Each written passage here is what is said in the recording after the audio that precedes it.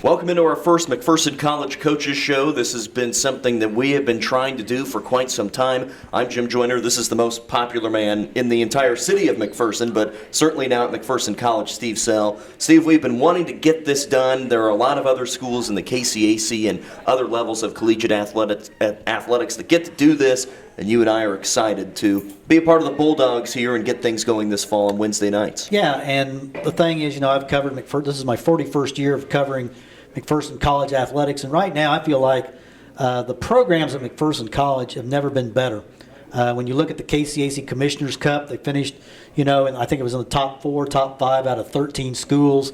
There was a time, they were down 11 or 12, but we got some great coaches here, young coaches, hungry coaches. They've really worked hard on the recruiting trail, and we're really looking forward to covering these teams throughout the season. Not only young coaches, but a lot of new coaches that are around these programs. And over half of the coaches that we're going to talk to today, Steve, are in their first year, or at least in their first or second year. There's a lot of new people, new minds, new ideas, and I think that's always a positive thing to have around a program. Yeah, it really is. But then you got a coach like Doug Quint for men's soccer, who has, been here almost 20 years.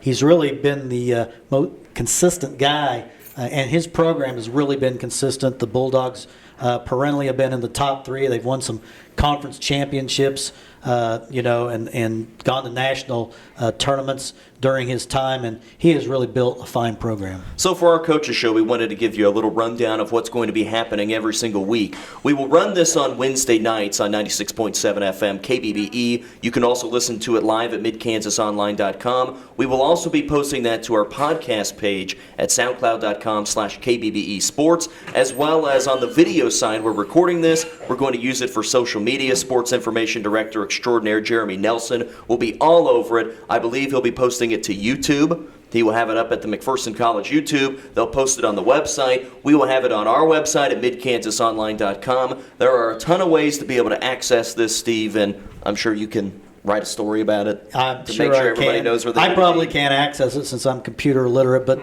we hope to have athletes on it sometime during the year, talk to some of the top student athletes, get to know them a little better, not just to have the coaches every week, but we want to expand it to have some of the kids on us.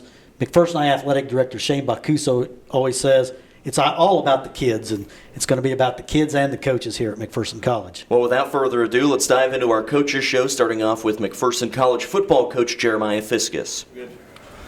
Joining us on our coaches show this morning, our first interview of the inaugural coaches show, so you should feel honored, is McPherson Bulldog head football coach Jeremiah Fiskus. We're excited. It's game week. All these other coaches have been able to get some action already, but you guys are waiting for your opportunity. Are you excited? Are you nervous, anxious for week number 1, or just kind of ready to get things going for game number 1? It's a little bit of all of it. It's still just working through the process, the day by day, going through the practice schedule and the week's preparation. There's a little anxiousness there to get out there and see the kids compete against somebody that's not a Bulldog, but we are very excited for the opportunity that's coming in front of us. One thing different this year is you're going to have almost a month to prepare. So obviously, with as many players as you've used probably the first couple of weeks as evaluation process, but now the focus is on Langston. And what's game week like for you guys? It's game week's kind of, for us, it's a 4 weeks process, and you have an introductory day and then kind of a heavier, more physical day, and then kind of you back off a little bit and then give them a rest and then get them running around fast again. So it's, you have to evaluate everything throughout the week and get them prepared for your, all your different situations, first, second down based on field position, third downs, third and short, third and medium, third and long, red zone situations, 2-minute situation, just all those different situations. So you have to really carve out what's important, and I feel like that we've, situationally done a good job of giving the kids the opportunity to prepare to execute. Well, one thing I know that you guys have talked about is that when you have as many guys as you do, and as many guys that are new to college football or new to your program, there was a pretty big learning curve for the first couple of weeks with your program and trying to not only install your offenses and defenses and special teams, but installing the way that you're going to run this program. And for everybody that was out there, they were new to that. How has that transition been like for this team, whether it was the new guys learning your new ways or the returning guys learning your ways? It's one of those things where everything is new. Everything that we do is the first time. They've never done, none of us as a staff have ever done this together.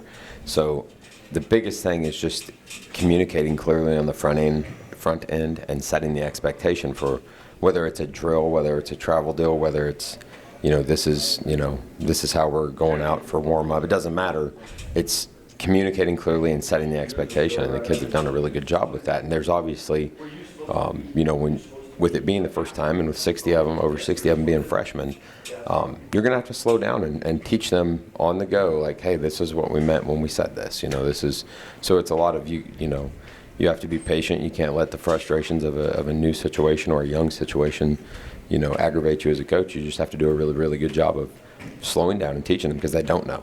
Obviously, you've had some guys, some of the older guys step up. Who have been kind of some of the leaders so far that have really been vocal leaders, and then guys that maybe aren't as vocal but lead by example? I think a lot of our older kids, regardless of, I really don't want to like highlight this name or that name, because there are older guys that are starters, there are older guys that are backups, there are older guys that are third string guys. But what they've all done is done a good job of, if they understand what we expect, bringing the younger guys along. And if they don't understand, then they slow it down and they will ask you, like, this is what we mean. So, there's across the board, it doesn't matter if it's a returning sophomore or a fifth-year senior. At all positions, guys have done a really good job of leading the young guys around. And you told us recently some of these young guys, you've got some young ones that have really matured in a hurry and kind of stepped up as leaders. Yeah, we've got some guys that I feel like we've got really, really good team buy-in all the way around, but we've got some younger guys that may have come from a higher level high school program or had a really good coach or just understand the game and are able to pick that up with speed, as opposed to some of them that are on a little slower learning curve as a freshman. I'm sure that with a lot of your life as a coach, whether it was when you were a GA, whether it was when you were an assistant, you have picked up pieces from other coaches that you've been around, whether it's a Gary Patterson or anybody in between. Are you excited to be able to take all those bits and pieces that you have learned over your time as a coach or as a player and put them in as your own head coach on Saturdays throughout this fall and hopefully for many falls to come? Sure. Well, the biggest thing is, it's just about the day-to-day preparation and the little pieces. I've had great mentors along the way, some really, really, really good ones, and it's just getting to take the little bits and pieces that you see fit and prepare a team throughout the week, and hopefully that kind of matriculates into wins on Saturdays. You're going to find out a lot about your team in a hurry because Langston comes in nationally ranked. They've been a really good program the last couple of years. Talk about Langston a little bit and what you're expecting from them. Oh, Langston, they're a playoff team. They're a team that's well coached. They're a team that's, they've got some really, really good players. They're going to always do a good job with getting some quality transfer kids over there and develop them into what they want. They're going to be big, strong, and fast. That's what playoff teams are. And it doesn't matter if it's a first-round playoff team or a national semifinal, whatever. If you make it to the playoffs, you are big, strong, and fast, and you're able to play football. So there's a lot that has gone into this game, whether it's on your side in terms of preparing your guys for a game where you're going to Wichita, you're not going to be at home, or whether it's on the back end side, whether it is the athletic department and preparing for this game down in Wichita. How fun has it been to get ready for a game like this against a team that most of the people that are here have never seen play, in a stadium that most of these guys have probably never played in? What all has gone on in the backside to get ready for a game like this and put it all together? Well, to be real honest with you, the athletic administration and all the support staff have done a good job because I haven't had to do much with that. I've been able to really just focus on our team, and you prepare for teams like Langston or Kansas Wesleyan who are ranked in in the top 25. the same way you prepare for anybody. I mean, it doesn't, your week-to-week preparation is what it is, and it takes what it takes. But, the administration and the support staff have done a phenomenal job of just kind of letting the coaching staff and the team get ready for the game to the best of our ability, and they've kind of taken care of all of those, logistical things. 4 KCAC schools opened up this weekend. I believe it was a 2-2 weekend. What was your impression of the first weekend of KCAC teams in action? And then, of course, conference play starts for everybody but you guys this week. Right. This is, I thought it was good that we went 2-2 and versus other people. Obviously, you'd like to see the KCAC go 4-0 because if you're not playing against them, you're rooting for them on the national scale. And, it'll be exciting to see how the league goes this year. A lot of teams to look out for, and the league is a much better league than it used to be. I know several years ago, 2006, there was 3 or 4 of us that opened up at a conference, and I think we walked away 0-3 or whatever it was. So it's good to see us win on a national scale. Well, we're excited to get things going on Saturday afternoon, 4 o'clock at Cessna Stadium in Wichita, and we'll get to see what these Bulldogs are made of here as they begin their 2019 season. Coach Fiskus, best of luck. We'll see you there. Appreciate you, fellas. Always a good time. Well, we're now joined on our Coaches Show by McPherson College women's soccer coach Mark Olson. A busy weekend for you guys to begin your season down in Dallas. It started off with a 3-1 loss to Texas Wesleyan on Saturday the 31st, and then on Labor Day a 1-0 loss to Houston Victoria, also in the Dallas area. Give us a little recap of how your first weekend went. It was a warm one. Heading down to Texas, we played a very quality team in Texas Wesleyan. I believe they won their conference last year. Went down early 1-0, and the girls didn't give up. They fought back. We got one back, and then just got wore out. Just got tired at the end, and they put it away. I mean, that's what good teams do. Lost 3-1. Very happy with how the players played. All the way up until 30 seconds in the game, we were trying to create scoring opportunities, and we had opportunities. So that game I'm pleased with. When we played Houston Victoria, they're a quality team. They're an experienced team. They're very well put together. And they're very just difficult to break down. It showed that what we've been working on so far has just been on the defensive side of the ball. And then when we got into the attack, we didn't know what to do. So that's the next step. I usually start in the back and move forward, and it shows, what we need to do going forward.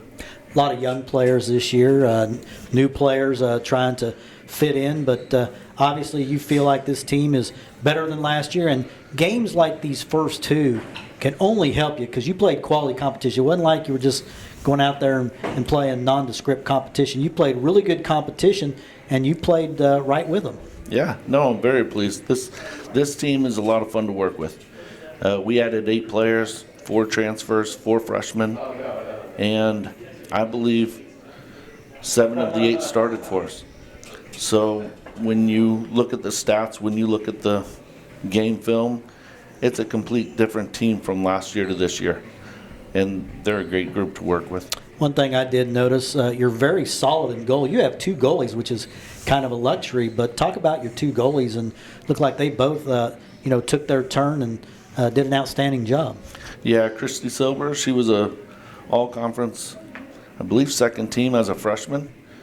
She's back with us for her junior year. And then we brought in Shayna Thompson out of Las Vegas, very highly recommended keeper there, to play as a freshman. And she stood in and did a good job. I'm very pleased with both those keepers. To start the year, I know that one of the emphasis with this team was finding ways to score. As you look back at last year and only scoring 8 goals, what are some of the things you've talked about with this team and some of the things that you've put in order to create more goal-scoring opportunities? Well, we've added speed and just aggressive players. This team has the ability, technically, to do what I like to do with the ball, which is switch the ball. We love working the ball side to side and make those angle runs. So we added speed, we added finishers. Plus, one of the biggest factors is just us being healthy. Last year, We basically played with 13 players all year. So we didn't have a bench. We couldn't sub in fresh players at all. Last year's team had the talent. We just didn't have the numbers there. Looking ahead, you still have, I know, a non-conference game coming up, but the KCAC will be starting soon. What are you expecting in the conference this year? Who are the kind of the teams to look out for? You know, Oklahoma Wesleyan is always towards the top. Kansas Wesleyan, Ottawa. Those are primarily the top three teams. Two of the three have new coaches. However, those new coaches were assistant coaches. So the beat goes on at those three schools. And then you have, you know, the kind of the next group of friends. And then everyone kind of falls into that. So on any given day, you know, a team can jump up and win. For you guys to make that upper division and perhaps qualify for the postseason tournament, what's this team going to have to do? Stay healthy. I mean, that's the bottom line with us. And so far, we've done, gotta find some wood to knock on, but we've done a great job staying healthy, managing our training sessions so that players are not getting hurt. The players came in ready to go. And that fitness level, you know, if they come in ready to go and they're not exerting themselves and doing things that they can't do, then they'll stay healthy. And that, so far, that's been the key. Who are a couple players that have stepped up kind of into a leadership role? Nelly Rodriguez, our center mid, she's a senior out of California. She's really stepped up as that player. She was a junior college transfer coming in last year, new to the program, kind of didn't know where she fit. And she's really stepped up as that leadership role. Well, I know that you guys will be playing Doane on Saturday at 1 o'clock here, and I know there's all this commotion about this big game that's going on down in Wichita, but here's your chance to make your plea to anybody that won't be making the trip to come out and watch the Bulldogs at the Kennel. Yeah, no, we're excited. Doane came down last year, and despite all the statistical advantages we had, we lost that game, I believe 2-1. I look to get back at them, and I'm excited. The players definitely know that that was a game that we let get away from us. So we're very excited about this weekend. Well, Coach Olson, best of luck, and we'll try and keep all the people informed on Saturday with your results as well as the men's team, as we'll be on the air starting at 4 o'clock from Wichita. Thank you very much. Thanks. We welcome on our coaches show McPherson College volleyball coach Corey Cahill, as you're still continuing to make your first couple of weeks and go-arounds here with your first tournaments. You've gone through 2 tournaments already, a 3-1 weekend at the KCAC Fall Fling in Hutchinson, and then a 1-3 weekend in Bellevue this past weekend. Give us a little recap of your first 2 weeks and how things have gone so far. Yeah, so the first weekend of the KCAC Fall Fling, we came out and we competed. We played pretty good ball from start to finish. Up against Morningside in our first match. A lot of new on the court, a lot of new faces, a new system.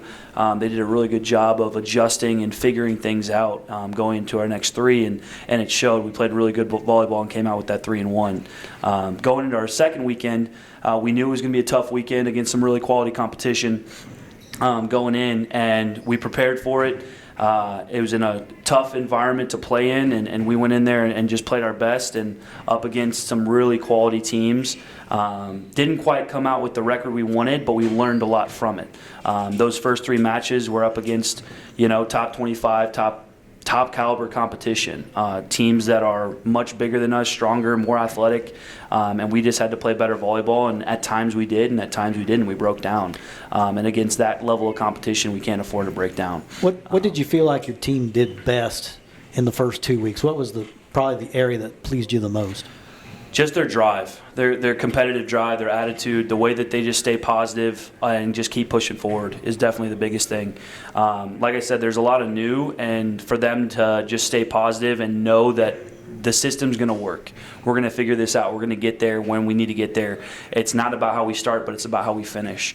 Prepping for what matters most, conference play. Some of the teams that we played this weekend are at a higher level than we'll see in conference, and we competed, and we did what we were supposed to do. We're 4-4, but in the grand scheme of things, we're really happy where we're at. And that was one thing that I was thinking too, is that after last year's great run, there are probably people that see the weekend or the record after the first or second weekend and they go, oh my gosh, the sky is falling. They've lost 4 matches already, but it feels like there are some new pieces to this, and like you mentioned, there were some really good teams you just played that the sky is not falling for sure. Yeah, for sure. I don't think that we're looking at it as a coaching staff in that way, and I definitely don't think the girls are looking at it from that perspective. They see the positive change. They see, how good we can be and how good we're going to get to, and they see the level of competition that we're playing. We're playing a higher level competition. Right now, our 4 losses are against really quality teams that we didn't play last year when we did so well, and we're next weekend going into another weekend of another top 10 style team, and then the weekend after that playing another top 10 style team.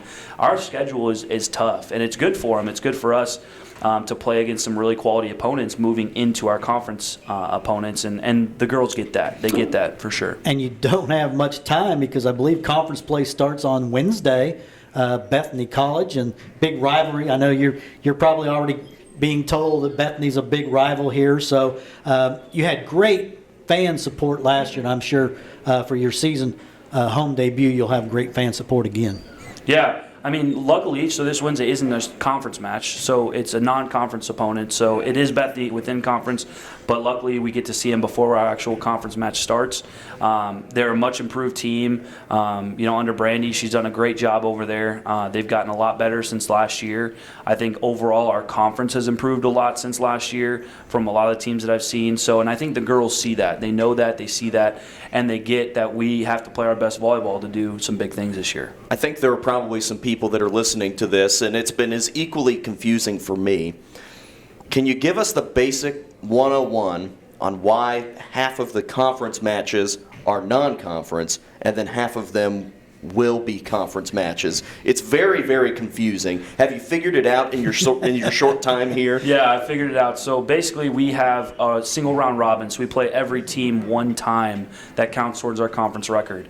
So we're not playing a double round robin, we're not playing every team twice. So any conference opponent that we play outside of that single round robin just counts as a normal match. It doesn't count towards our conference record in any way. It's just a normal match. So right now, this year, we only have Bethany as a non-conference match that's within our conference. Moving forward, if we stay with the single round robin, we may not have any non-conference matches. It'd probably be looking to get outside competition in our non-conference schedule. That was clear as mud. Yeah. Going into Wednesday, what do you feel like you really need to improve on before you go up against the Swedes? Because, you've played a lot of matches in a short time, so I'm sure you've been able to evaluate some things and some things you need to get better at.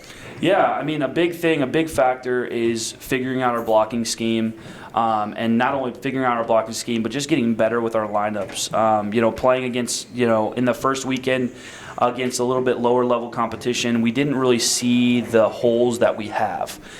Going in this past weekend, we were really able to see those holes and figure out, wow, we need to figure out our block, we need to figure out our lineups, knowing where we're setting up our block and then therefore our defense. Going up against a faster paced offense definitely showed us some holes and some gaps.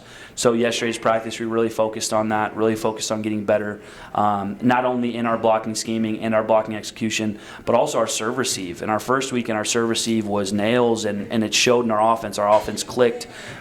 We did really well when we were in system. We were in system a lot of the time. Going up against the higher level teams, it definitely was a struggle. They were serving at a higher clip than we were used to seeing on a consistent basis. They were really attacking us with their serves, and we were out of system a lot of the time. So going into yesterday, we were really focusing on that, figuring out a way to increase our level of serve. Me and Jimmy were up on boxes, just blasting serves at the girls, and just really focusing on trying to get them used to a higher level serve, because if we can pass a higher level, we're going to pass a lower level easier. So, well, you've got some girls back who were really standout performers, and I'm sure they've kind of stepped up as your team leaders. Talk about a couple of those girls. Yeah, so, we have Riley Bradbury back, and she's a great kid, spitfire, ton of energy, just holds herself really in a high regard. She does a great job on the court, off the court. She just sets an example for all the girls.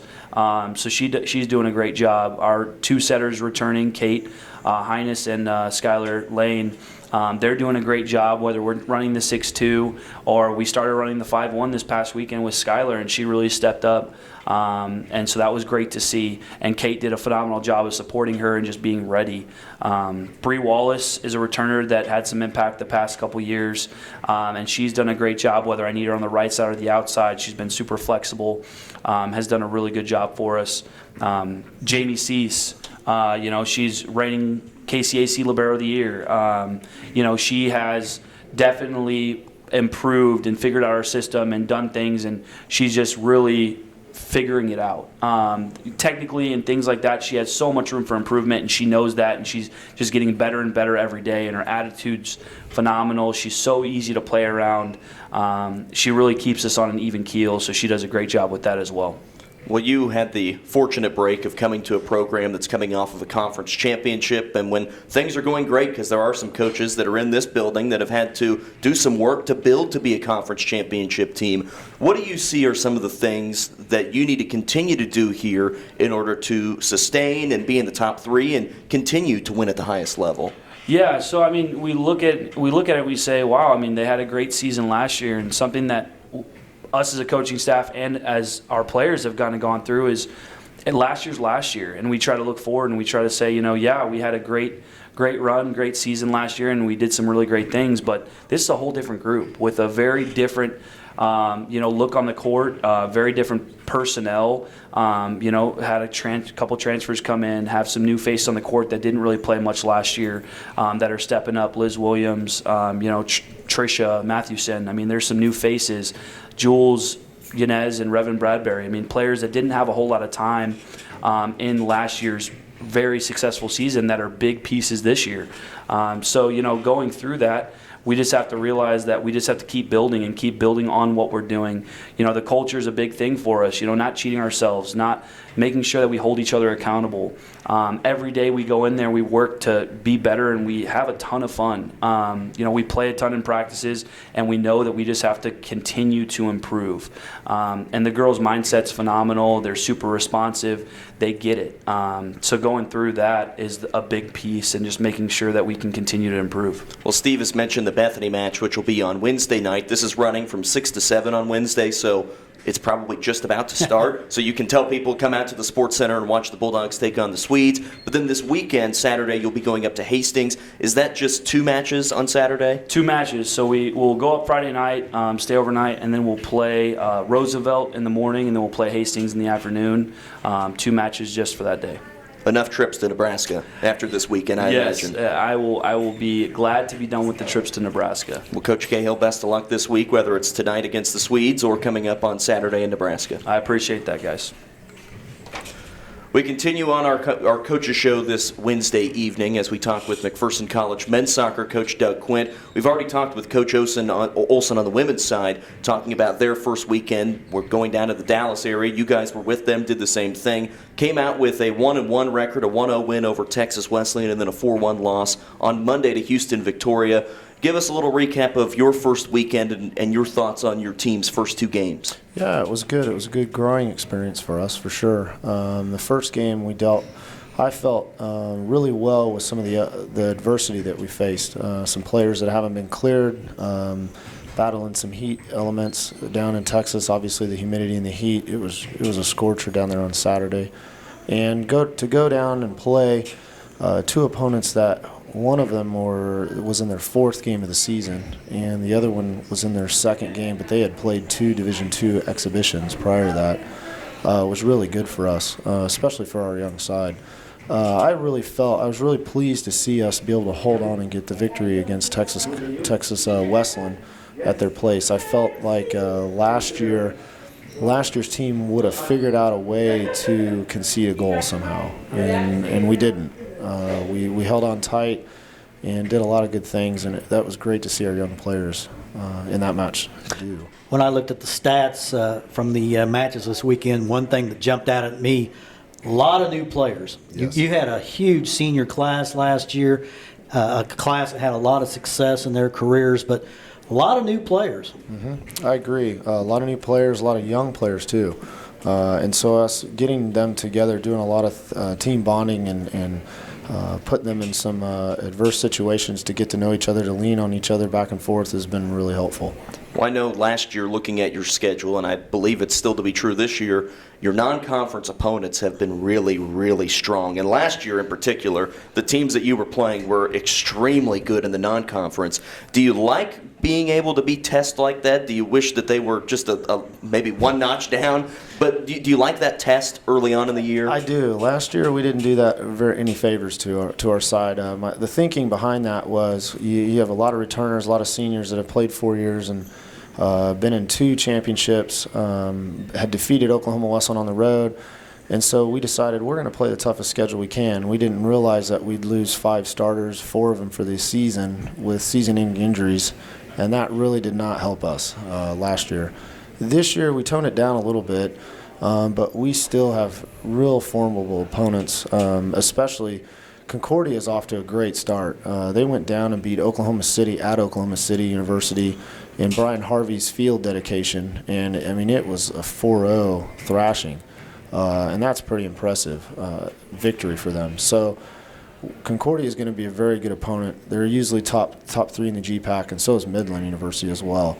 Those two are really, I mean, yesterday I think Midland got a 7-0 victory on the road, and I was really shocked at seeing that result against, I believe, Our Lady of the Lake.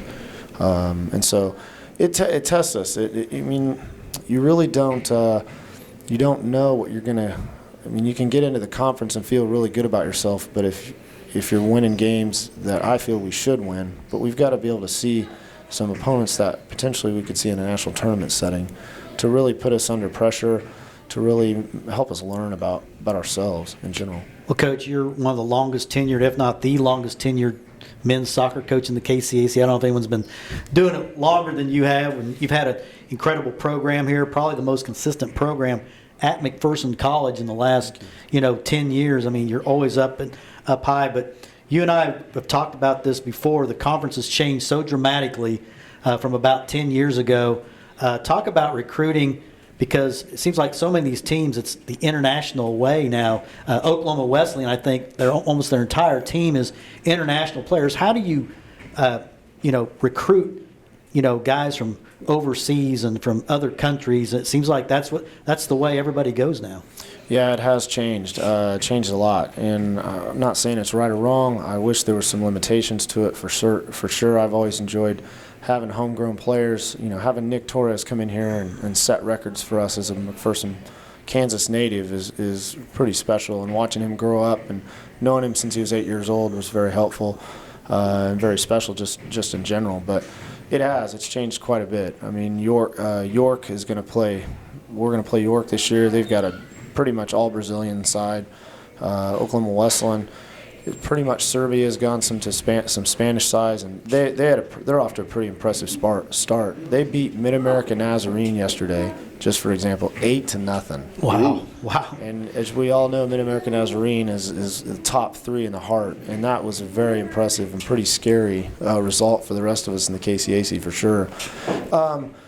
We've really what's really helped for us here at McPherson, to be honest, is knowing.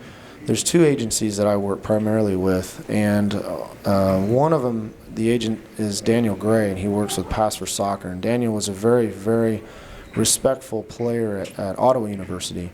And I tried to recruit him here and got to know him as a captain at Ottawa and just his personality and his character. He sent some players here that have been really helpful for us. But then also a former Bulldog, Gary McDonald, works for First Point USA.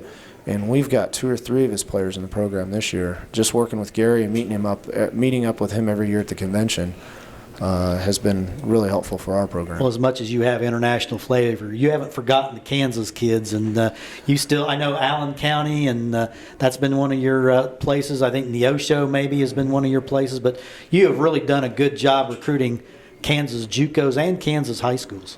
Yeah, thank you.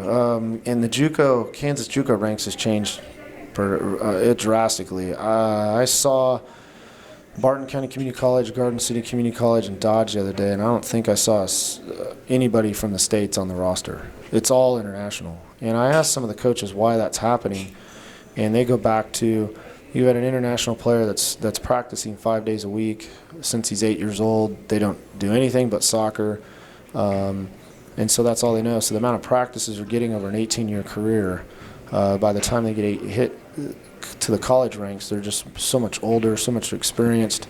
But I still am very, from an athletic point of view, I like and encourage the players within the states to play as many sports as you can. Yeah.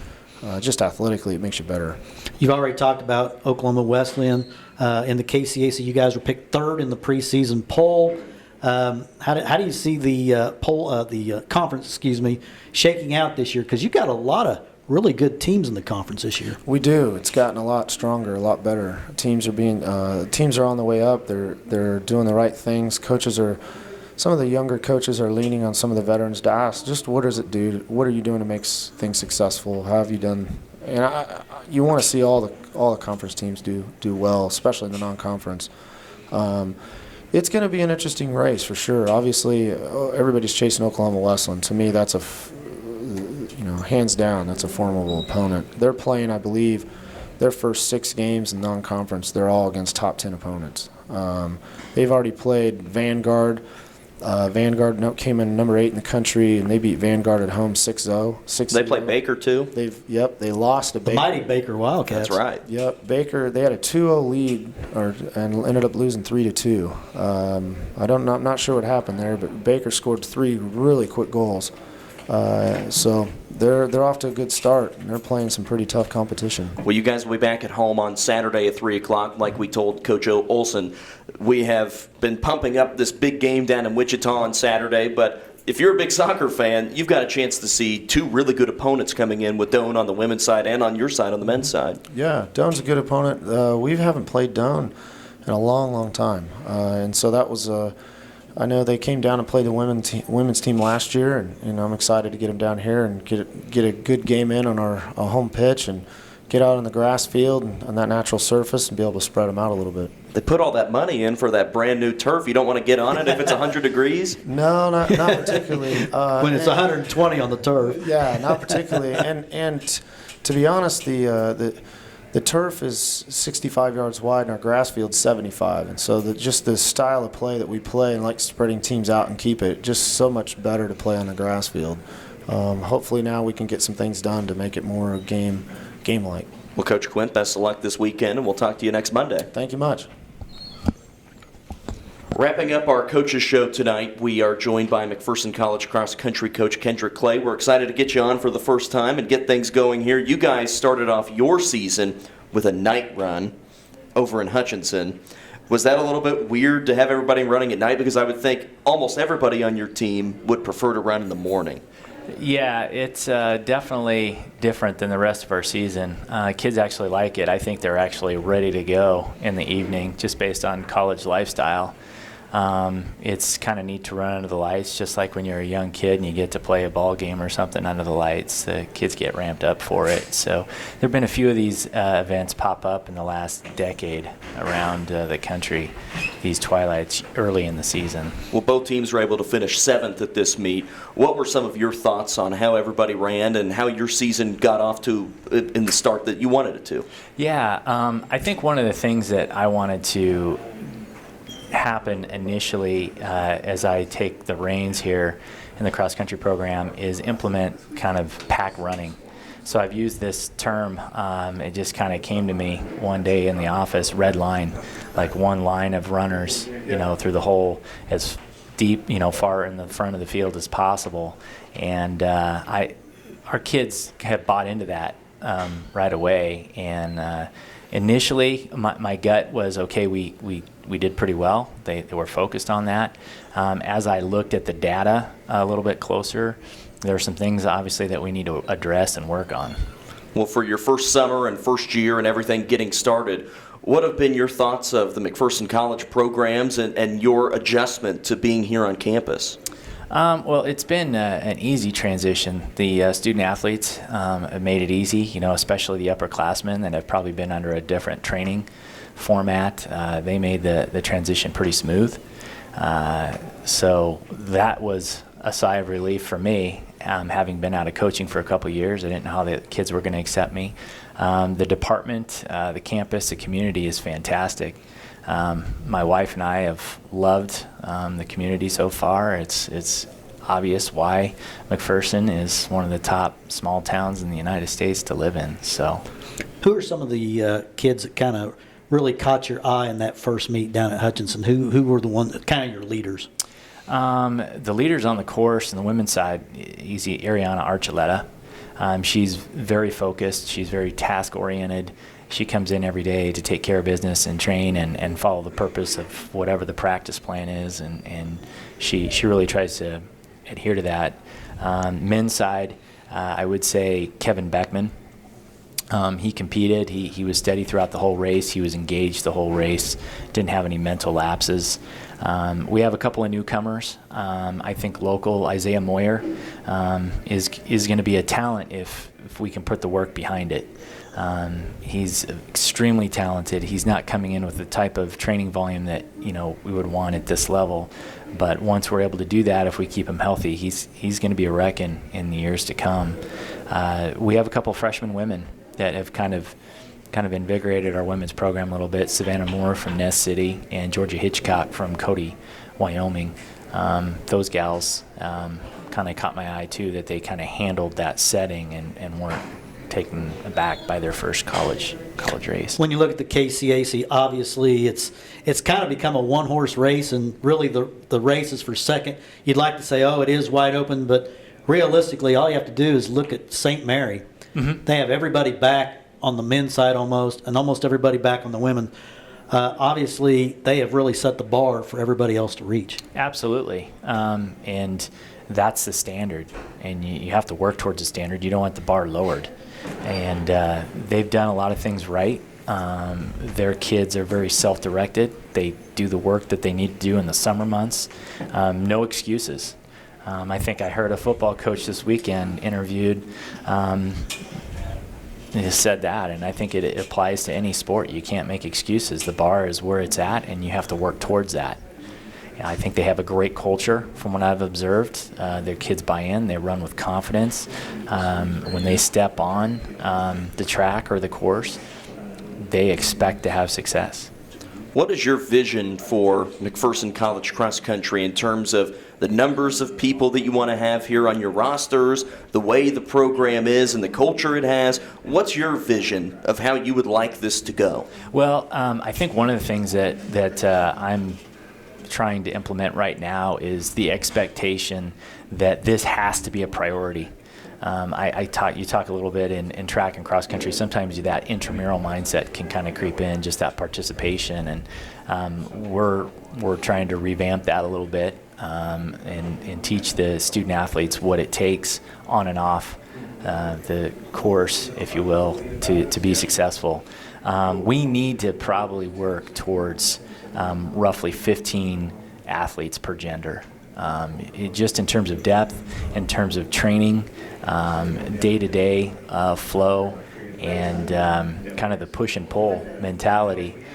Kids, it's hard for them to develop if they don't have other like-minded individuals around them. And we've really not had the depth, obviously, on the women's side, as far as I can tell, for a few years.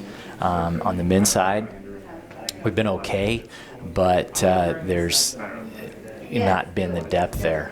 You have one or two injuries, and all of a sudden your sixth runner becomes your 3 or 4 runner, and that can change your scoring pretty quickly, as you kind of saw even last year on the men's side, that they were capable of probably having a top 3 finish and finish 5th because of a couple of mishaps throughout the course of the season. So depth can remedy that. You guys will be back in action on Saturday morning, running in Wichita bright and early. Do you have a weather report yet for what you anticipate it to be? Is it just going to be hot? Yeah, well, the great thing is that the men race at 8:30 and the women race at 9. So hopefully you're still before the full-blown heat hits. So that's going to be really nice. I'm expecting it to be hot, and that's what I'm planning for. There you go. Well, Coach Clay, best of luck this weekend, and we'll talk with you next week. All right, thank you. Thank you. That will wrap up our first ever McPherson College Coaches Show. Steve, you've been here for 41 years. Have they ever done it like this? they've never done it, period, that I can remember. That's right. So it's our first one. It's in the books. Yeah, it's nice to get the perspective of the coaches and, what they're thinking, what their thought process is, talking about their teams for the upcoming year. And we're really looking for a lot of excitement this fall and throughout the rest of the school year. And this weekend. That's Steve, right. you and I get our first football broadcast of the year. Well, we have our first football broadcast on Friday night, but our first Bulldog football broadcast on Saturday evening, 4 o'clock, Cessna Stadium. You and I have been there plenty of times for state track and field, but I have never been there for a football game. I'm sure you've seen the Bullpups play against Capon there. That's right. And boy, I tell you, that was an incredible game. The Bullpups actually had a 13-point lead or 12-point lead in that game. With just about 2 minutes to go, Capon came back to win that game. So hopefully we'll have a exciting, close game like that one on Saturday. Well, and as we take a look at the opponent that's coming up on Saturday evening, 4 o'clock, it is the Langston University Lions. And Steve, you and I are familiar with this team out of the Sooner Athletic Conference. They have been very good. They have been very big. They have been very physical. And one thing, they've been great on offense. And the one thing that is weird looking at Langston's schedule from last year is they were such an offensive juggernaut. Then they come up here to Salina to take on Kansas Wesleyan in the opening round of the playoffs and lose a 15-9 game. Right. A team that was so good on offense and, frankly, not that good on defense turned into a defensive slugfest against one of the best offensive and defensive teams that we saw last year. So we know that Langston will be a very tough test on Saturday. Yeah, and they're ranked number 14 in the country, so it's going to be a great measuring stick for Coach Fiskus in his first year. It'll kind of tell him where his program's at right now. It's a very young Bulldog team. They got great numbers. Coach Fiskus and his staff have gone out and just done an amazing job of recruiting.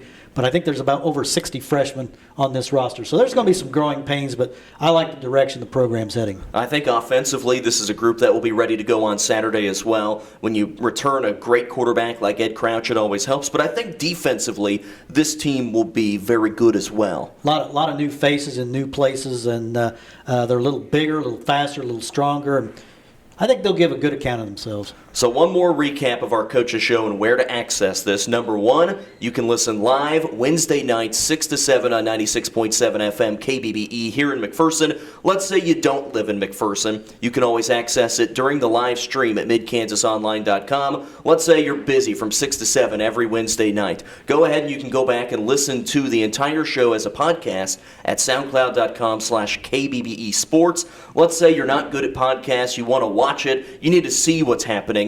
You can go to the McPherson College website, macbulldogs.com. I get it right, Jeremy? There we go. And you can access it through that way. It'll be at their YouTube channel as well. Lots of different avenues to access this, Steve. I'm sure you will access all of them. Check them all out. But we're excited to get this Coaches Show underway today. Yeah, we are. And I think it's going to be a great thing for the college, a great thing for the community. And we're really excited to be a part of it.